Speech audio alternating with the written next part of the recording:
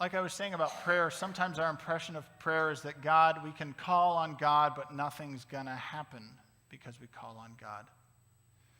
But you can read in Scripture, God changes direction. God repents. We read, in fact, Exodus 32 is a great example, where God turns to Moses after God has delivered the people from Egypt, and they have yet again turned away from God after all this deliverance. And God turns to Moses and said, your people. He doesn't say my people anymore. He says, your people, Moses, have turned their backs on me. I'm ready to turn my back on them. And Moses says, would you just have compassion? Can you just give them some mercy? They made a mistake. And God repents, is what it says. God turns. It says, because of your prayer, basically, I will do that. You can also read that in Jonah. You can read that in other parts of Scripture. But God responds to us.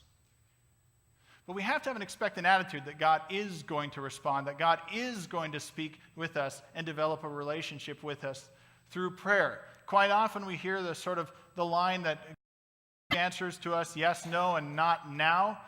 And I understand those are categories, but I also understand we're talking about the God of the universe here, right? I think his vocabulary is bigger. I really do. I think God's got more going on than simply answering the things we bring. Requests are fine, but the relationship that we build with God is key. That's how we hear, by building that, by being receptive to what God brings to us, by being expectant that we will actually hear when we talk to God.